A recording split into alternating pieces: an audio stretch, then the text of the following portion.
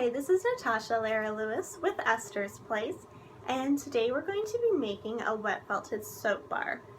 These are a wonderful gift idea. They make a wonderful travel bar, and they also are wonderful to take along camping because there's a bar of soap inside and a wool washcloth around the outside.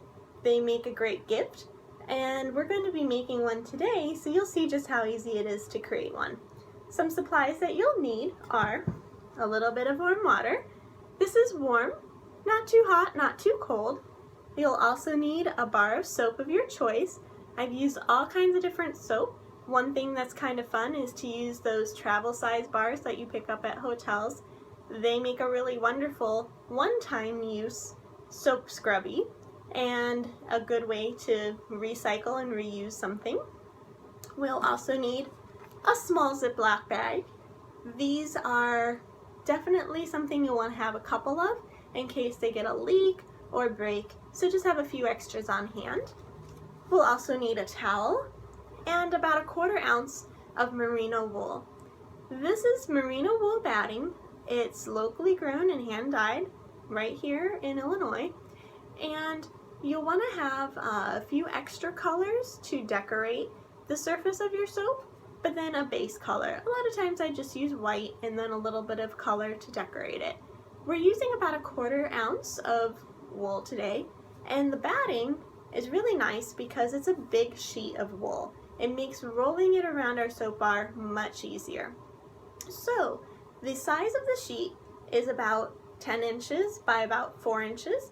We want it to be big enough to extend beyond the soap bar just a few inches. Alright, so let's go ahead and get started. We'll take and put that wool batting down on the table. If it's not wide enough, if it's not wider than your soap bar by a couple inches on either side, you'll want to stretch it a little bit. It has quite a bit of stretch and give, so you can gently stretch it. You don't want to tear it at all when you're stretching it, just go gentle. We'll take and put the soap bar down at the end, gently wrap the wool around the soap bar, including the sides of the soap bar. Then we're going to roll it a little bit. Now remember, do this nice and tight. The tighter that you do it, the less felting we'll need to do later. So roll and then take these edges and tuck them in. And I'm pulling them out a little bit fluffy so that they'll attach better as I'm folding and rolling this in. So roll and tuck in the edges, roll and tuck in the edges. When I get to the end, I'm going to pull that out a little fluffier, and I'm going to tightly wrap that around, even stretching that edge around the soap bar, kind of like an ace bandage. You want to wrap that soap up nice and tight.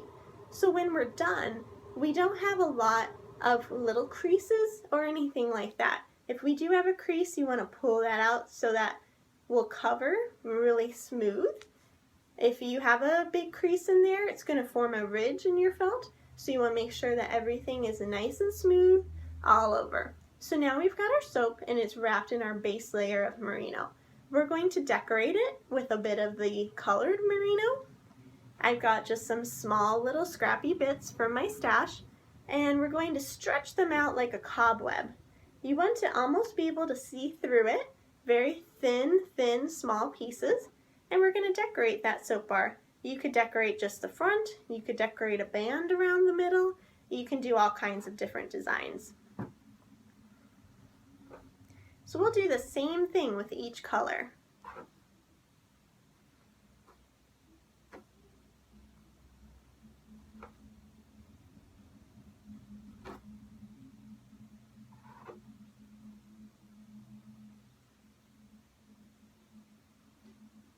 Okay, so now that I've decorated it, I've got little wisps of wool in different colors wrapped around that soap bar in the middle. So that is ready for felting now. Take your Ziploc bag. We're going to put that soap bar inside the Ziploc bag. And we're going to add a little bit of water. Now our water doesn't need any soap because we're felting a soap bar. So we'll just add a little bit of that warm water. And again, Squeeze it as you add the water.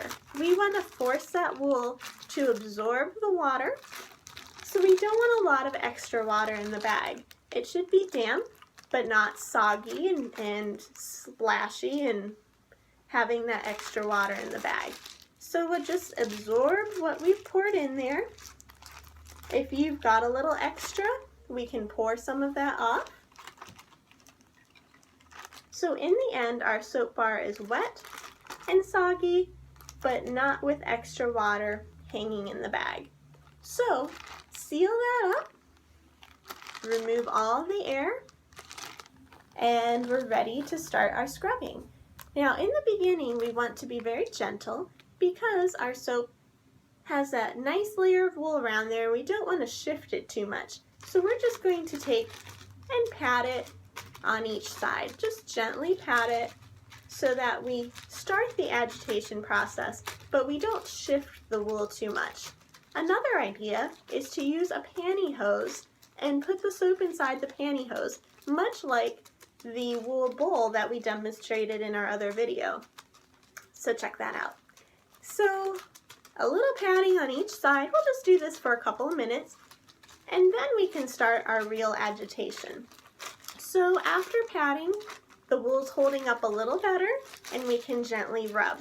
We're going to gently rub on each surface. Make sure that you get the top and the bottom and the sides and the sides, the top and the bottom and the sides and the sides, and just keep on scrubbing for about 10 minutes. All right, so as we're scrubbing that soap bar, it's going to create a lot of soap, so don't be alarmed. Also, now that it's more durable, you can feel the change from being a very squishy, soft felt to being a stiff felt around your soap bar. So now we can actually take and shift it in your hand. So you'll notice I'm rolling and shifting that soap bar back and forth, back and forth. So not only am I scrubbing it, but I'm also shifting it around in the bag, getting it to agitate more. So just keep on that agitating, and you'll know you're done when the soap bar is very firm with no squishy spots. So just feel around. Do you feel a squishy spot at all? You can rub on that a little bit more. All right, so let's open it up. You'll want to have maybe a sink nearby or an extra cup because this could be a little bit messy.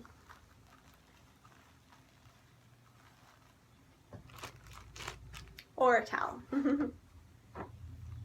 Okay.